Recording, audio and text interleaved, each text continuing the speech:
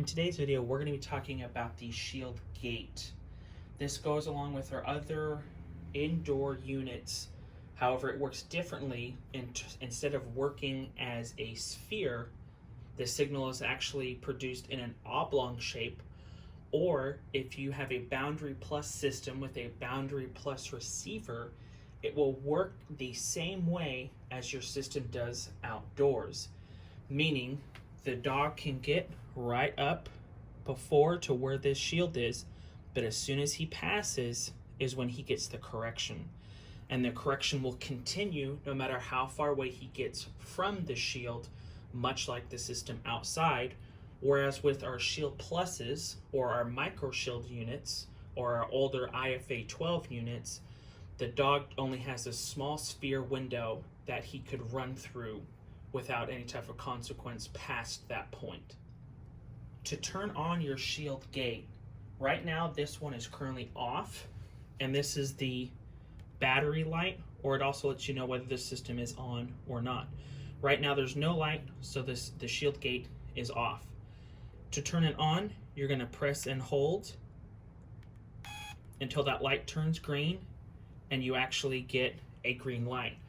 Now this light will continue to flash green to let you know if the system is on.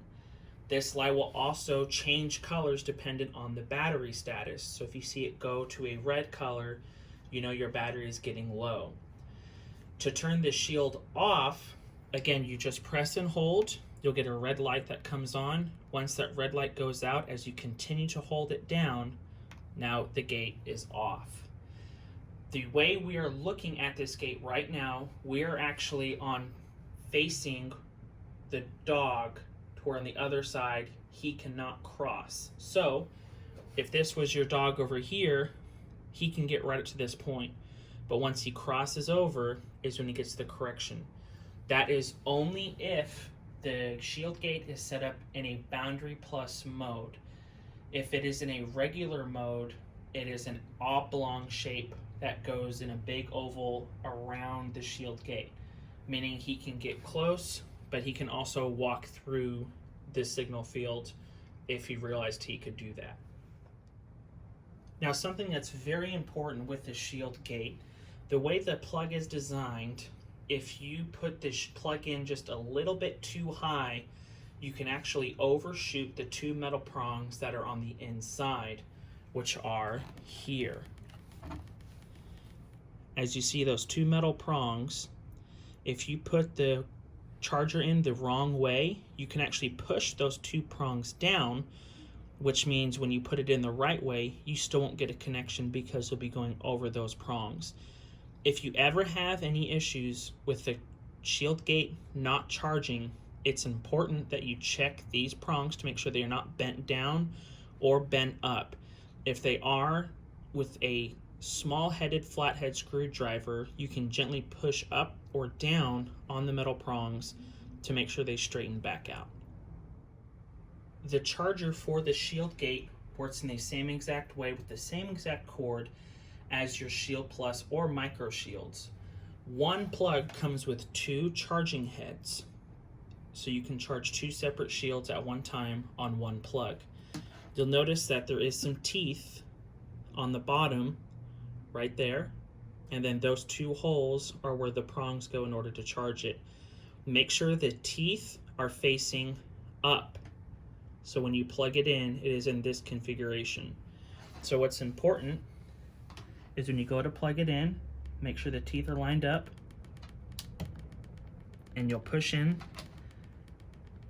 until you can't push anymore. The light should come on to tell you that the shield is charging. When you put the shield charger in and you do not get any type of light, that means that those prongs have probably been bent, and so it's not going to charge until those get straightened out. Now we're looking on the bottom side of the shield gate. You'll notice here there's a diagram telling you which direction is the protected area that the dog cannot access if the shield gate is set in a boundary plus mode. So this arrow needs to be facing where you do not want the dog to go. So on this side of the shield gate is a safe area. On the other side is the area we want to keep the dog out of. Bear in mind, when you flip this over, it's working in the opposite way. So an easy way to remember this is as you look at the shield gate, you'll notice where the charging port is. The charging port will face the area you do not want the dog to go. So if we are not wanting the dog to come this way, we will face the charger port that way. That's the easiest way to remember it so you don't get confused going between here and the charging port. Now this window you see here is actually what the board is set to, how big the signal field is, and how strong or weak the battery is. Now in order to see it, your shield may be on, you have the blinking green light there, but this display won't be on. That doesn't mean it's not working, it just doesn't always continuously display. So if you want to see what the information is, just press that button there. You'll flip it over, and now you can see what the indication is. In order to open this up, you just get a flathead screwdriver, and you make it as straight as you can with the edge, and then you can pop it open. This here is the battery. You should never have to worry about plugging this in or unplugging or anything like that. This program button, you should never have to worry about. That's if we have to diagnose something or take a look at the board further. The plus and the minus button is how big or small your field goes. So as you press, it increases your signal field based off of what you have it set to. And for the Boundary Plus mode, this gauges how tall or short vertically the wall is. For the normal outdoor mode, it is how wide that oblong shape is. So it's important that as you work with this setting, you use your collar at dog level to test where that signal field is to make sure it's big enough or tall enough to keep your dog out of the area you're wanting to keep them out of. Now right now, you can see this is set to Shields mode or outdoor mode, which is where that oblong shape comes into play. So this will work without the wall, meaning the dog could run through it and get to the other side. We're going to set this to Boundary Plus mode. This next button below it is your frequency. That is set to 7 or 10K. You can also, if you don't know what your frequency is, you can go to your transmitter, wherever that's at in your garage or outside in an outdoor box, and it will also show you what the frequency is. Or if you don't know, you can call our office and one of our customer service representatives can let you know what your system is set to so you can get this taken care of. We're going to leave this set to 7K. The motion detection, that plays in part with the Boundary Plus, so make sure that's on. The rate. Now the rate is how often the shield itself is broadcasting, so to speak, the signal that is going to be read from the receiver on the collar your dog wears. If you have a dog that is more mild-mannered, you could leave it on about a 1 or a 2, but if you have a dog who likes to test the areas frequently, make sure you have that set to about a 3 to make sure if he keeps challenging that area, he will always get a consistent signal. Now here, your code, or what we call a channel as well, can be set to different privileges for different pets. So say, for example, you have a cat and a dog, you want to allow the cat to come across the shield, but not the dog, or vice versa. We can set this up to where that can happen without having to change any collars or them having to wear different types of collars or something like that. For now, we'll go ahead and leave that on A, that's fine. But if you wanted to work for both animals, you would have it set to A and B. So I'm going to go ahead and put the cover back on.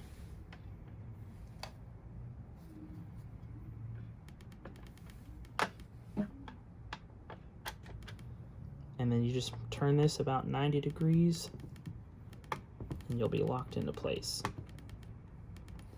Here you go.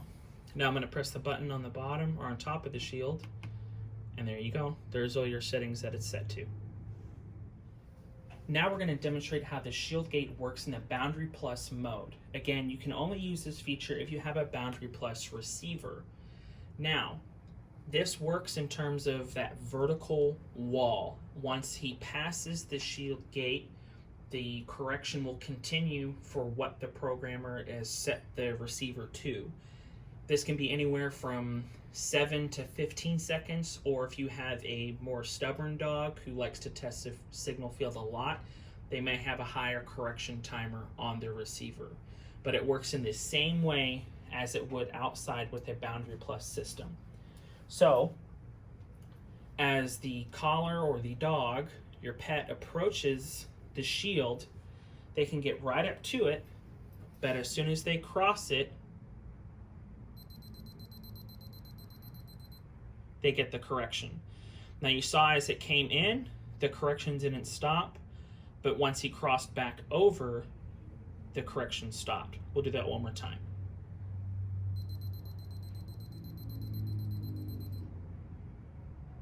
So that is how the shield gate works in the Boundary Plus mode. Now remember, even though we're not going that far away from the shield, as the dog continues to go past the shield, they will still receive the correction for whatever their collar is programmed to. Okay, now we have the shield gate programmed to work in the same type of mode as our traditional shields, or what I've been referring to as the outdoor type of signal, which means the signal bleeds away from the shield gate itself. So now before, the pet could get right up to the shield gate but not cross it, but now you're going to hear the receiver go off before you probably even see it come into frame. So that is right there about 4 feet away. Now the timer stopped because this is only set to 7 seconds. So that brings up another point.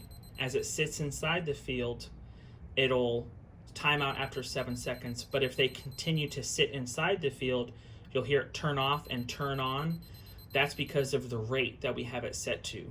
So it pulses out every so often. It's not a continuous type of broadcast. It pulses, and that rate controls how often that pulse goes out.